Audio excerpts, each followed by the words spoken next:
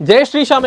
आज की वीडियो में मैं बात करने वाला हूं how to start study for CA inter group 1 यानी कि मई 2024 न्यू स्कीम के अंदर हमें किस तरीके से स्टडी स्टार्ट करनी है। अब यहां पर ना हमारे पास टू टाइप के स्टूडेंट्स होंगे। एक तो वो जो डायरेक्टली न्यू स्कीम के अंदर अटेम्प्ट लिखने वाले हैं मई 2024 में, एक वाले बच्चे जिन्होंने अभी नवंबर 23 में ग्रुप 1 का एग्जाम लिखा और एग्जाम लेंदी आने की वजह से वो चीज़ों को डील नहीं कर पाया और उन्हें पता यार कि मेरा पेपर अच्छा नहीं गया है तो मेरे को मई 2024 में दोबारा देना पड़ेगा, तो क्यों ना टाइम को यूटिलाइज करा जाए और अभी से तैयारी शुरू कर दी जाए। तो दोनों ही बच्चों के लिए वीडियो बहुत ज़्यादा हेल्पफुल रहने वाली है। मैं बता रहा हूँ कि आपको स्टडी कैसे स्टार्ट करनी है और कैसे आप पूरे के पूरे ग्रुप 1 के सारे सिलेबस को बहुत अच्छे तरीके से 3 से 4 महीने में मैक्सिमम बहुत अच्छे तरीके से कंप्लीट कर सकते हैं। चलिए without wasting any time video को शुरू करते हैं कि किस तरीके से हमें अपनी स्टडी को स्टार्ट करनी है। इससे पहले वीडियो को फटाफट से लाइक कर दो, शेयर कर दो अपने दोस्तों के साथ, ताकि वो भी ज़्यादा से ज़्यादा इस स्ट्रेटजी का फायदा उठा पाए। और वीडियो को एंड तक जरूर देखना, नोट जरूर बनाना अगर मई 2024 में आप फर्स्ट अटेम्प्ट में क्लियर करना चाहते हैं।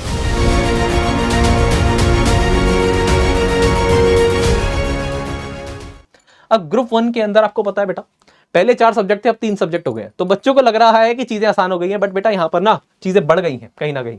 कुछ एमसीक्यू ऐड ऑन हो गए हैं कि 30 नंबर के एमसीक्यू पूछे जाएंगे और आईसीए ने स्पेसिफिकली मेंशन करा है कि अब मैं क्वेश्चन डायरेक्ट नहीं पूछने वाला, मैं क्वेश्चन पूछने वाला हूँ एप्लीकेशन बेस्ड, मैं एमसीक्यू पूछने वाला हूँ एप्लीकेशन बेस्ड। यानी कि आपकी अंडरस्टैंडिंग कंसेप्ट की बहुत ज्यादा प्रॉपर होनी चाहिए, सिर्फ याद करने से काम नहीं चलेगा। ठीक है जी। अब सबसे पहले बेटा 3 सब्जेक्ट हैं यहाँ पर, advance accounting, corporate and other laws and taxation. सबसे बड़ी गलती जो आप स्टार्टिंग में ही कर देते हैं, आप क्या करते हैं, एक साथ ना मल्टीपल सब्जेक्ट को डील करने लग जाते हैं। चाहे आप ग्रुप 1 कर रहे हो या ग्रुप 2 कर रहे हो या बोथ ग्रुप, आप सोचते हैं मल्टीपल सब्जेक्ट करूंगा, टाइमली मेरा सिलेबस खत्म हो जाएगा, मेरे पास रिवीजन के लिए बहुत टाइम होगा। आपकी इंटेंशन बिल्कुल भी गलत नहीं है, बट क्या होता है, आप फिर ना सिर्फ आपका फोकस होता है मेरा सिलेबस खत्म हो जाए टाइमली, सिलेबस खत्म हो जाएगा टाइमली, बट आपकी ना ग्रिप नहीं आ पाती कंसेप्ट पे, आप प्रैक्टिस नहीं करते क्वेश्चंस को क्योंकि टाइम की कमी होती है और उसकी वजह से 6 महीने बाद पता लगता है यार पढ़ तो सब कुछ लिया बट याद कुछ नहीं है। तो आपको वो गलती नहीं करनी है, आपको मैक्सिमम 2 सब्जेक्ट्स अ डे लेनी है। और जबकि मैं आपको कहूंगा स्टार्टिंग के अंदर जब आप स्टार्ट कर रहे हो, अभी स्टडी स्टार्ट कर रहे हो अगर, तो 1 सब्जेक्ट अ डे भी दोगे तब भी कोई दिक्कत नहीं है। शुरू के 15 दिन 20 दिन आप 1 सब्जेक्ट लेके चलोगे ना तब भी कोई दिक्कत नहीं है। हमारे पास बहुत एक्सट्रीम सिलेबस है यहाँ पर। तो सबसे पहले मैं आपको बोलूंगा कि सबसे पहले नंबर पे आपको स्टार्ट करना है एडवांस अकाउंटिंग। अगर आप सिर्फ 1 सब्जेक्ट से चालू कर रहे हैं तो बढ़िया है। अगर आप चाहते हो 2 सब्जेक्ट लेने हैं तो दूसरा कॉर्पोरेट एंड अदर लॉस ही ले लेना साथ साथ, बट मैक्सिमम टाइम अपने एडवांस अकाउंटिंग देना, ताकि 15-20 दिन बाद आपको दिखे कि यार मेरा ये इसका ना 70% 50% पोर्शन खत्म हो गया है इस तरीके से। ठीक है जी। अब सबसे पहले एडवांस अकाउंटिंग को लेना है तो इसको करना कैसे। अब एडवांस अकाउंटिंग के बारे में अगर मैं आपको ब्रीफ में बताऊं तो बेटा यहाँ पर ना क्या करा आईसीए ने, 3 मॉड्यूल्स में बांट दिया हमारे पूरे के पूरे सिलेबस को। एक है मॉड्यूल 1, एक है मॉड्यूल 2, एक है मॉड्यूल 3। मॉड्यूल 1 क्या है, आपकी थ्योरी बेस्ड चैप्टर्स हैं, कुछ एप्लीकेशन बता रखी है कि अकाउंटिंग स्टैंडर्ड्स की एप्लीकेशंस क्या होती हैं, डिस्क्लोजर बेस्ड अकाउंटिंग स्टैंडर्ड है वहाँ पर। मॉड्यूल 2 के अंदर बाकी जितने भी बचे हुए स्टैंडर्ड्स हैं वो सारे के सारे यहाँ पर है, जैसे कि asset based, liability based, revenue based और अदर अकाउंटिंग स्टैंडर्ड। इस तरीके से कई सारे स्टैंडर्ड है, प्रेजेंटेशन बेस्ड कई सारे स्टैंडर्ड्स है। टोटल आपको मैं बता दूं आपके एडवांस अकाउंटिंग में 27 स्टैंडर्ड्स हैं, 27 स्टैंडर्ड्स हैं। तो यानी कि अच्छी खासी वेटेज रहने वाली है इन सबकी। ठीक है जी, हाँ जी, 27 स्टैंडर्ड्स हैं, बट घबराने की जरूरत नहीं है, मैं बताऊंगा किस तरीके से डील करना है। उसके बाद मॉड्यूल 3 के अंदर क्या है, मॉड्यूल 3 के अंदर है चैप्टर्स, यानी कि कुछ प्रैक्टिकल चैप्टर, जैसे कि प्रिपरेशन ऑफ फाइनेंशियल स्टेटमेंट यानी कि final accounts, schedule 3 balance sheet अगर मैं कहूँ तो, buyback, internal reconstruction, cash flow statement, branch, ये आपके मॉड्यूल 3 में आ जाते हैं। अमलगमेशन वैसे AS14 में ही डाल रखा है, बट उसका प्रैक्टिकल पार्ट मैंने यहाँ डाल दिया है। अब आपको ना मॉड्यूल 1, मॉड्यूल 2, मॉड्यूल 3 नहीं करना है, आपको सबसे पहले आना है मॉड्यूल 3 पे। क्यों आना है ये भी बताऊंगा, टेंशन ना लो। अब सबसे पहले आपको करना है प्रिपरेशन ऑफ फाइनेंशियल स्टेटमेंट। बहुत ही आसान चैप्टर है, सिर्फ और सिर्फ बैलेंस शीट है, फॉर्मेट याद करा, काम बन गया, कुछ एडजस्टमेंट है, बाकी कुछ नहीं है। ठीक है जी। तो सबसे पहले आप करोगे फाइनल अकाउंट्स मॉड्यूल 3 के अंदर। उसके बाद आप बायबैक उठा सकते हो, देन कैश फ्लो स्टेटमेंट, उसके बाद इंटरनल रिकंस्ट्रक्शन, देन अमलगमेशन और उसके बाद ब्रांच। आपको सबसे पहले ये करनी है। और आपको मैं बता दूं, सिर्फ अगर आपने ये कर लिया था तो यहीं से 40 to 50 मार्क्स का पेपर यहीं से आने वाला है, 40 to 50 मार्क्स का। और ये आईसीआई की सेक्शन वाइज वेटेज के अंदर उन्होंने स्पेसिफिकली मेंशन करा है कि 35% ये है, 10% ये है, 45% और अमलगमेशन मैंने एक्स्ट्रा डाला है। तो आपका कहीं ना कहीं 40 से 50 नंबर का पेपर सिर्फ और सिर्फ इन चैप्टर से आ गया। जबकि मॉड्यूल 1 और मॉड्यूल 2 में 27 स्टैंडर्ड्स हैं, जिसे करने में आपकी जान निकल जाएगी। तो पहले यहाँ पर आपने ये करा, ठीक है जी। आप एक आसान एक टफ चैप्टर भी करके कर सकते हैं, जैसे फाइनल अकाउंट करा, फिर बायबैक कर लिया, उसके बाद अब इंटरनल रिकंस्ट्रक्शन कर लिया, फिर सीएफएस कर लिया, फिर अमलगमेशन कर लिया, फिर टफ करना था फिर ब्रांच कर लिया। इस तरीके से करो 40 से 50 नंबर। उसके बाद आना है आपको मॉड्यूल 2 पे। अब मॉड्यूल 1 पे नहीं जाना, सबसे पहले मॉड्यूल 2 पे आना है। और मॉड्यूल 2 के अंदर या तो आप सबसे पहले कर सकते हैं एसेट बेस्ड अकाउंटिंग स्टैंडर्ड, जैसे कि AS2, AS10, AS13 यानी कि investment accounting, AS16 borrowing cost, AS19 लीजेस वाला एसेट बेस्ड, और या फिर revenue based accounting standard AS7, AS9। पहले या तो एसेट बेस्ड या रेवेन्यू बेस्ड। पहले रेवेन्यू बेस्ड करोगे, 2 अकाउंटिंग स्टैंडर्ड है, AS7 और 9। तो पहले रेवेन्यू बेस्ड, फिर एसेट बेस्ड, और उसके बाद जितने भी अकाउंटिंग स्टैंडर्ड बचते हैं उसके बाद आपको करने हैं वो। ठीक है जी, इस तरीके से आपको करना है पूरा का पूरा। अगर मैं आपको बताऊं कि स्टार्टिंग में क्या करना है, स्टार्टिंग में सबसे पहले आपने ये करना है, इसको करने में लगेंगे 15 से 20 दिन। अगर आप सिर्फ इस बहुत तरीके से मेहनत कर रहे हो तो आराम से हो जाएगा 15 से 20 दिन में सारे के सारे चैप्टर। 50 मार्क्स का आपका एडवांस अकाउंटिंग का सब्जेक्ट तैयार हो गया, इससे ज्यादा क्या लोगे 15-20 दिन में। उसके बाद आप मॉड्यूल 2 चलाते रहना, साथ साथ आप अपनी कॉर्पोरेट एंड अदर लॉज भी चालू कर सकते हो मॉड्यूल 2। और उसके बाद जब मॉड्यूल 2 हो जाएगा फिर मॉड्यूल 1 आपको बहुत लगेगा बच्चा, बट मॉड्यूल 2 के अंदर भी पहले या तो रेवेन्यू बेस्ड स्टैंडर्ड या फिर अपने एसेट बेस्ड स्टैंडर्ड, उसके बाद आपने को बाकी स्टैंडर्ड्स एंड देन मॉड्यूल 1।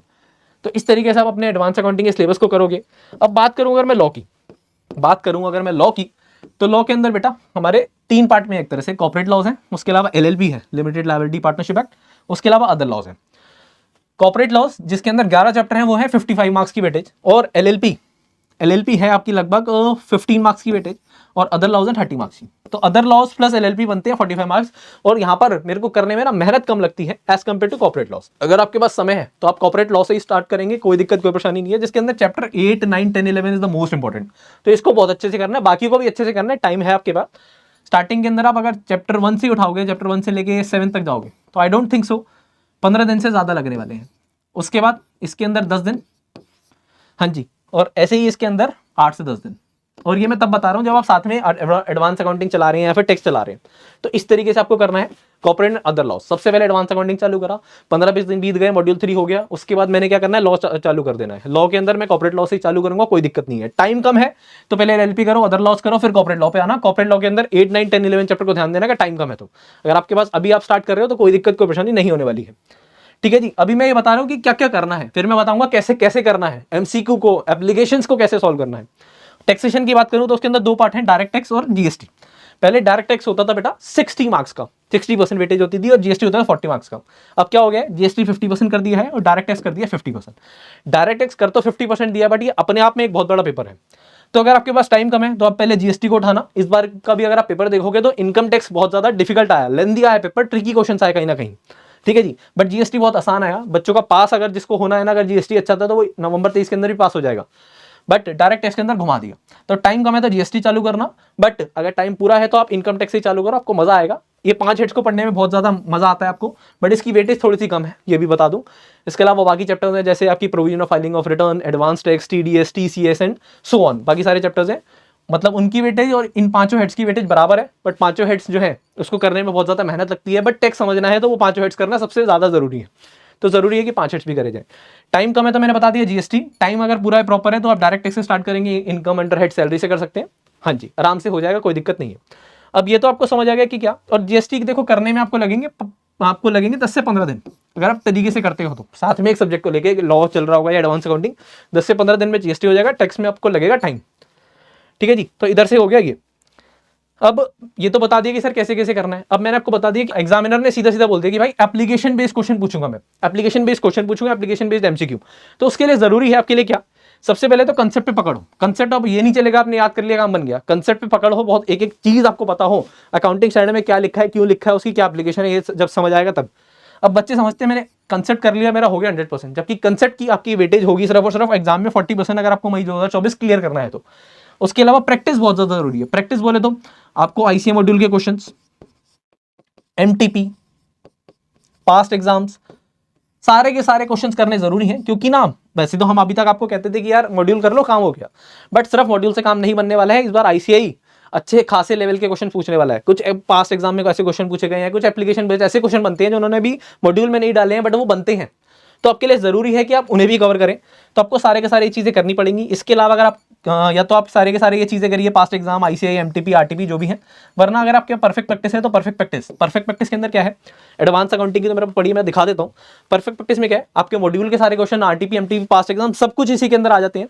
और उसके अंदर ना नीचे रेफरेंस लिखी होती है, देखो आपको दिख रही होगी, रेफरेंस लिखी होती है कि ये वाला क्वेश्चन कितनी बार आया, ICAI में पूछा गया, RTP में आया, नवंबर 2016 में आया। और उसके अंदर आपकी सीक्वेंस भी इसी बेसिस पे अरेंज है कि जो क्वेश्चन सबसे ज्यादा बार आया वो सबसे ऊपर होगा, और जो क्वेश्चन उससे कम बार आया वो उससे नीचे होगा। तो पेपर के समय आपको ये भी समझ आता है कि यार कौन सा क्वेश्चन सबसे ज्यादा बार करने की जरूरत है, जो सबसे ज्यादा इंपॉर्टेंट है। तो एडवांस अकाउंटिंग ऐसी लॉ की और आपको टैक्स की मिल जाती है। अगर आप देखोगे इस बार का 100% पेपर नवंबर 23 का 100% आई कैन से आपकी परफेक्ट प्रैक्टिस से आया। परफेक्ट प्रैक्टिस से आया हर एक क्वेश्चन, बस क्या होगा ज्यादा 2 क्वेश्चन को मिला के एक क्वेश्चन बना दिया गया अगर टेक्स्ट की बात करूं तो। बाकी अकाउंट्स और लॉ की बात करें तो सीधे सीधे क्वेश्चन आए परफेक्ट प्रैक्टिस से। पेपर लेंदी होगा तो ये समझ लो कि आखिरी से क्वेश्चन आएगा, और आसान होगा तो समझ लो स्टार्टिंग से क्वेश्चन आ गया कि जो अभी तक बार बार ऐसे पूछ रहा है वो स्टार्टिंग में डले होंगे, और जो कम पूछे गए हैं वो एंड में होंगे परफेक्ट प्रैक्टिस के, तो समझ लो टफ आया पेपर। ठीक है जी, तो आपको मैंने बता दिया प्रैक्टिस कैसे करनी है। इसके अलावा टेस्ट जरूर देना है। आप क्या करोगे, अगर टेस्ट नहीं होगा आपको पता नहीं लगेगा आपको कितना आ रहा है कितना नहीं आ रहा है। टेस्ट जरूरी है, आपको यहाँ पर आपको पता लग सके आप कितने पानी में हैं। ठीक है जी, इसके अलावा अगर पेपर इस हिसाब से बनेगा तो आपको पता होना चाहिए कि आपको कितना आ रहा है, कितना आपके दिमाग में घुस गया है, तो उसके लिए जरूरी है टेस्ट देना। टेस्ट हर एक चैप्टर के अगर दोगे चैप्टर वाइज तो जरूरी है। ठीक है जी, उसके अलावा फुल कोर्स एमटीपी भी देने जरूरी है। रिवीजन आपको मल्टीपल रिवीजन करनी पड़ेगी टाइमली बेसिस पे। ये समझ लो पेपर से 2 महीने पहले आपको सिर्फ रिवीजन पे ध्यान देना है, तब जाके पास होंगे, तब जाके आप 100% अपना अटेम्प्ट क्लियर कर पाएंगे। अब सर प्रैक्टिस तो ठीक है, जब आप कहीं से भी कोचिंग ले रहे हैं कुछ भी कर रहे हैं उसके अंदर ये देखिए कि आपकी एक तो मॉड्यूल्स पूरे के पूरे कवर कराए हो। हमारी परफेक्ट प्रैक्टिस में भी सिर्फ मॉड्यूल्स अगर देखें तो modules, RTP, MT, past exam, उसकी एक बेटर क्लबिंग है, सबसे बढ़िया क्लबिंग। टेस्ट जरूर हो वहां पर। ठीक है जी, इसके अलावा अगर मैं आपको बताऊं हमारे 3.0 के अंदर सी इंटर जो 3.0 है उसके अंदर क्या है, उसके अंदर कंसेप्ट है। आपको डिफरेंट टीचर्स के कंसेप्ट मिल जाते हैं, आपको परफेक्ट प्रैक्टिस बुक्स मिल जाती है साथ साथ, और साथ साथ हर एक चैप्टर के चैप्टर वाइज टेस्ट मिल जाते हैं जो आप कभी भी दे सकते हैं। फुल कोर्स टेस्ट मिल जाते हैं जो आप कभी भी दे सकते हैं, और हमारी फैकल्टीज उसे चेक करके आपको देती हैं। काउंसलिंग सेशन होते हैं। और इसके अलावा एक चीज, कोई भी आपके दिमाग में डाउट आता है उसे डाउट्स को हाथ के हाथ क्लियर करो, वरना होगा क्या कि आप कोई ना डाउट हमारे दिमाग में, मैं फॉर एग्जाम्पल क्वेश्चन कर रहा हूँ और मेरे दिमाग में डाउट आया, वो डाउट्स अनरिजॉल्व रह गया, डाउट्स अनरिजॉल्व रह गया और पेपर के समय उस टाइप का क्वेश्चन आ गया, तो मेरे को ना बड़ा ऐसा लगेगा यार ये वाला डाउट भी आया था, मैं कहीं से क्लियर नहीं कर पाया। तो ऐसी आप कोचिंग ज्वाइन करें जहां पर आपके डाउट्स क्लियर हो, आपकी रेगुलर काउंसलिंग सेशन हो, टेस्ट हो प्रॉपर, तब जाके बात बनेगी।